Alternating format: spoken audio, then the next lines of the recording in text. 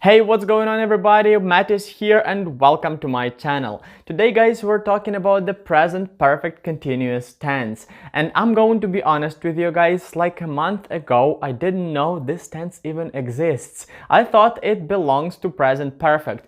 But now I know those are two different tenses, and today I want to share this knowledge with you guys. So let's begin in just 3, 2, 1. Let's go. And we are going to begin with the formation, how to form the present perfect tense. And that's not going to be hard for you guys, or maybe it will if you don't understand the present perfect. But if you do, then no troubles here. But if you don't, then you're maybe in a big trouble. So go back and watch the present perfect first. And now we're going to have three kinds of sentences. We're going to have positive or affirmative sentences. We're going to have negative statements, and also we're going to have question sentences. So let's begin with the positive ones, with affirmative sentences. So to build affirmative or positive sentences, guys, we need to put the subject at the beginning. Of course. So we have I, you, we, they, he, she, and it. Then we need the word have or has. Remember when to use have or has? Right. We use have for such subjects as I, you, we, and they. And we use has for such subjects as he, she, and it. So I have, but he has. We have, but she has. They have, but it has. Then we need the additional verb been. So I have been. She has been.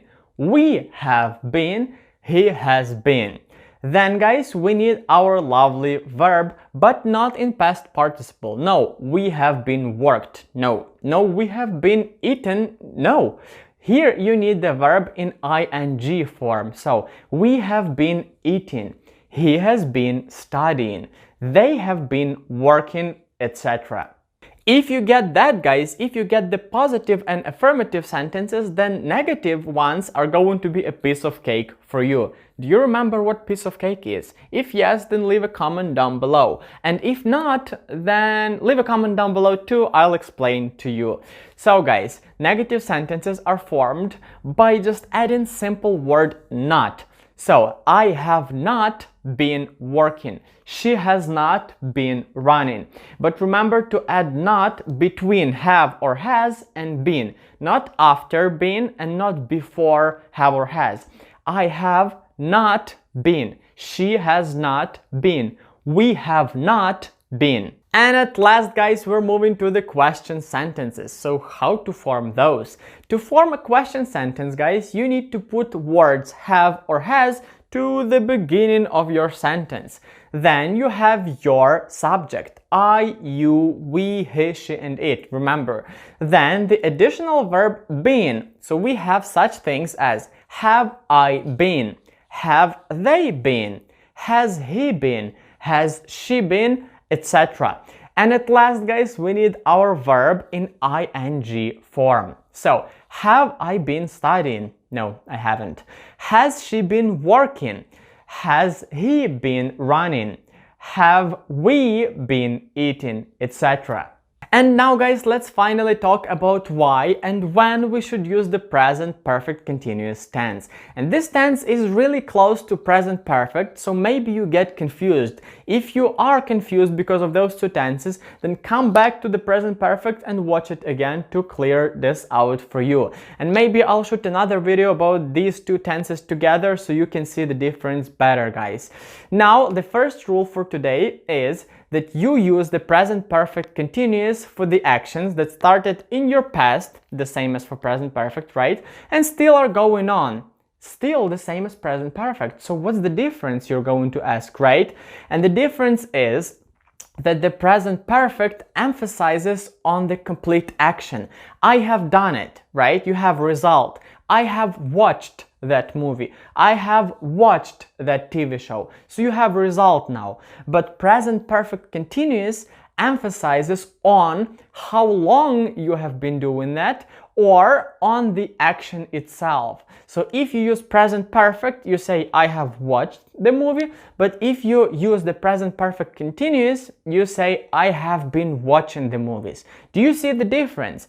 In the first one, I have watched the movie, you emphasize that you just know that movie already. You don't want to watch it again.